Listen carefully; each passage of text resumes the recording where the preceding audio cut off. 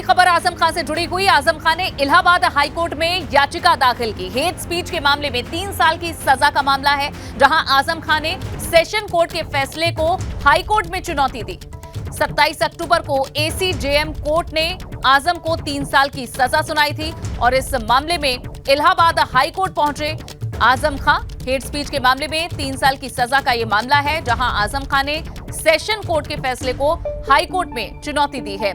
और मोहम्मद मोइन हमारे साथ जुड़े हुए हैं। मोइन, बताएं कि इस अर्जी में क्या दरख्वास्त की गई है आजम खान की तरफ से हाई कोर्ट में?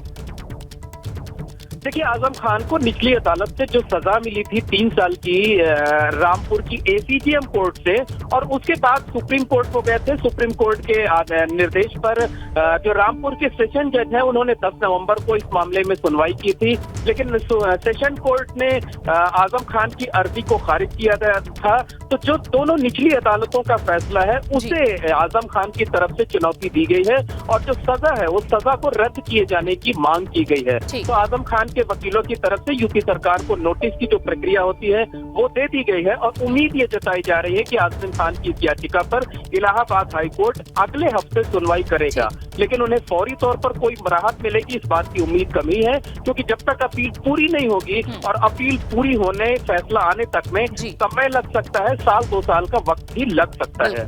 मोइन, शुक्रिया इस पूरी जानकारी के लिए आपका। और अब बात यूपी में 3 सीटों पर हो रहे उपचुनाव की।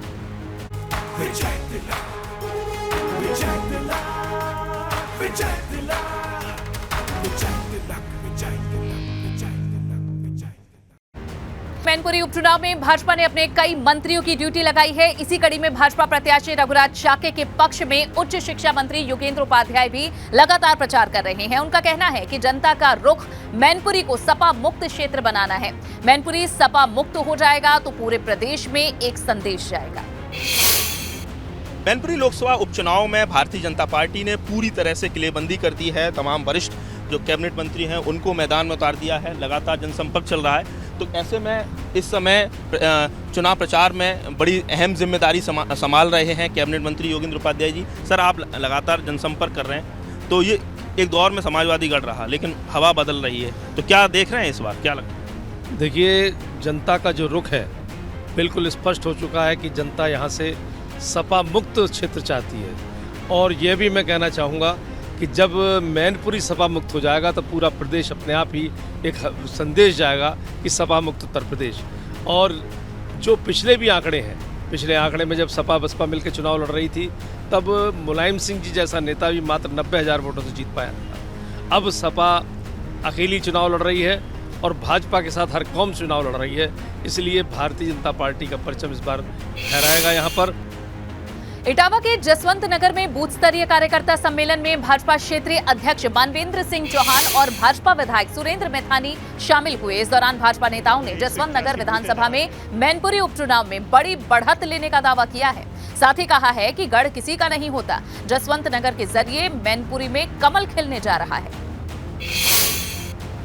देखिए, गढ़ किसी का नहीं होता है। हमारे क्षेत्रीय अध्यक्ष माननीय मानवेंद्र सिंह जी ने यहाँ पर बढ़िया सी व्यूह रचना जो उन्होंने बुंदेलखंड क्षेत्र में जब से अध्यक्ष हुए हैं, आप हमारा पूरा ट्रैक उठा करके देख लीजिए कि कानपुर बुंदेलखंड क्षेत्र ने ऐतिहासिक विजय पूरे उत्तर प्रदेश में हासिल करी है। और यहाँ पर भी जो लोगों का तिलिस्म है वो टूटेगा, क्योंकि भारतीय जनता पार्टी का कार्यकर्ता और हमारी नीतियाँ, आदरणीय मोदी जी का नेतृत्व, आदरणीय योगी जी का नेतृत्व और मानवेंद्र जी का संगठनात्मक नेतृत्व मिल करके इस चुनाव को हम ऐतिहासिक रूप से पहली बार यहाँ पर इस प्रकार का वातावरण भी बना है और इस प्रकार से हम अपने भूपेंद्र चौधरी जी के नेतृत्व में इस चुनाव को जीतेंगे। वहीं इटावा के सैफई में भाजपा ने अपना कार्यालय खोला है। इस मौके पर प्रदेश के कैबिनेट मंत्री राकेश सचान ने कहा कि भाजपा अपने कार्यकर्ताओं के दम पर चुनाव जीतने जा रही है। उपचुनाव में सरकार और संगठन के लोग मजबूती से लगे हुए हैं। चाचा और भतीजे के एक होने से भाजपा पर कोई फर्क नहीं पड़ता। हमारे यहाँ हर कार्यकर्ता को सम्मान मिलता है और टिकट भी। राकेश सचान ने मैनपुरी उपचुनाव में भाजपा की जीत का दावा किया है।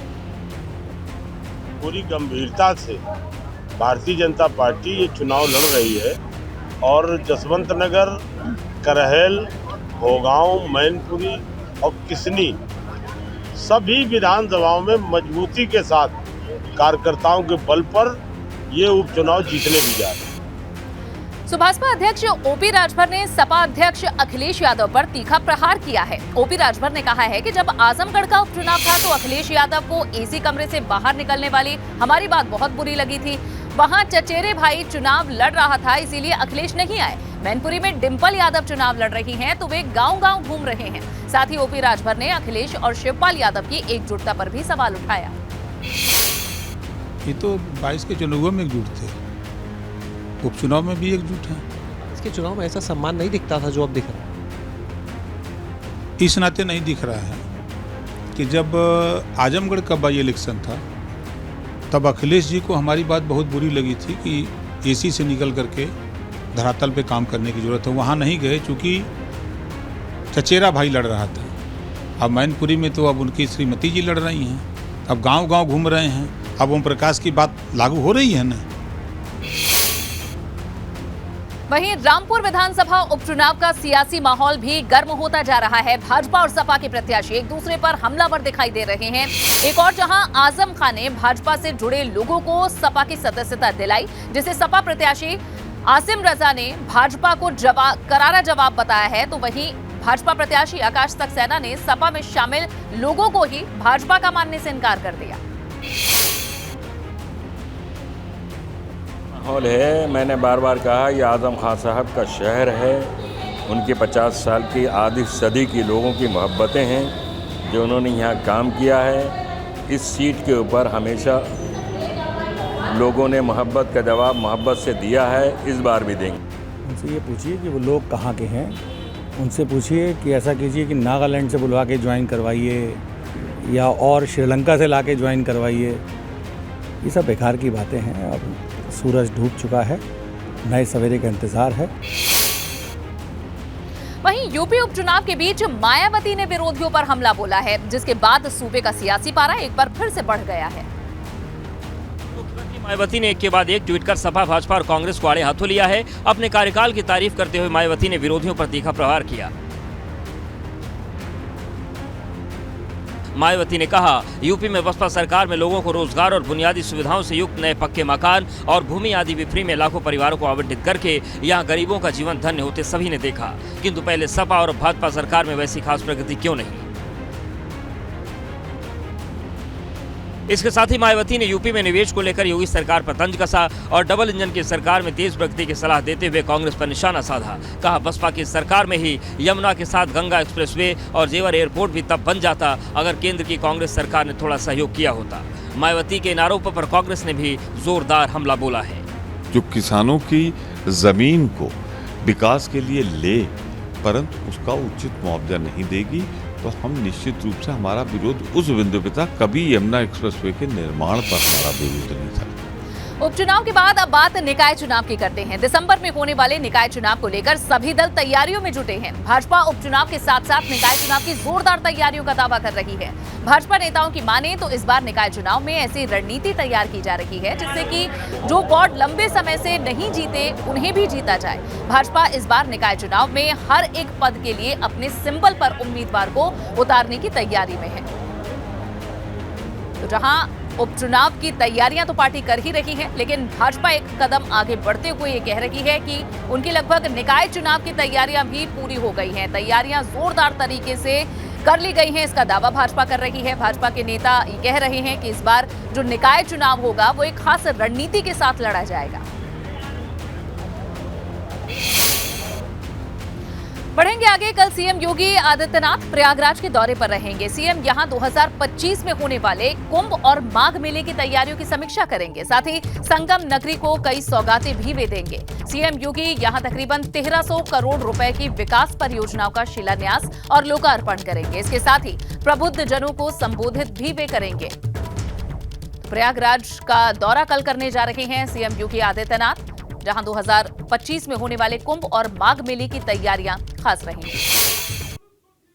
मुख्यमंत्री जी का 24 तारीख को प्रबुद्ध जन सम्मेलन होने वाला है। काफ़ी बड़ा कार्यक्रम होना है और इस पे हम लोग लगभग 1294 करोड़ की परियोजनाओं का शिलान्यास और लोकार्पण भी कराएंगे। और इसमें जो हमारे प्रयागराज जनपद के प्रबुद्ध जन हैं वो इसमें शामिल होंगे। और इसके अलावा जो हम लोगों ने कार्यक्रम में शामिल किया है, तो कुछ लाभार्थियों का हम लोग यहाँ प्रमाण पत्र वितरण भी कराएंगे। कुछ जो अच्छे कार्य हैं प्रयागराज में हुए हैं या स्टेट लेवल के हुए, उनके संबंध में कुछ मूवीज़ का प्रदर्शन भी होगा।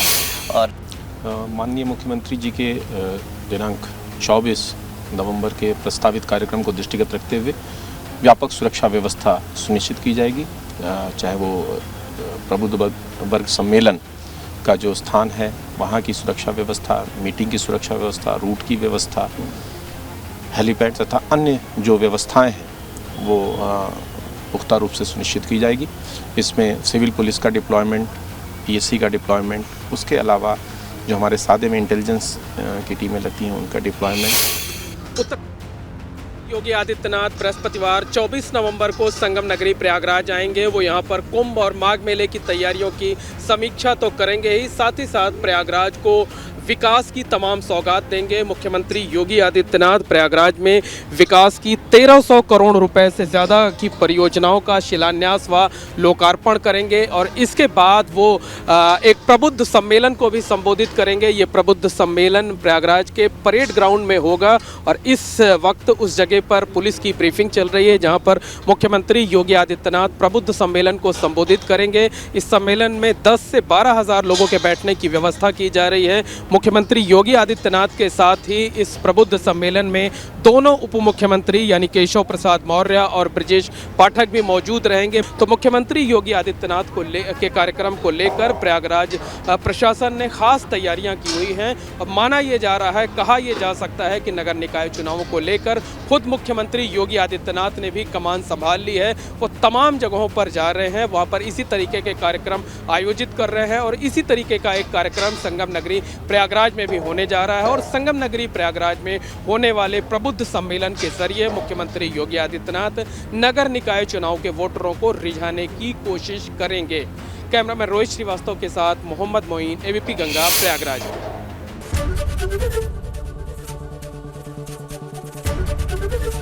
एबीपी गंगा, खबर आपकी, जुबान आपकी।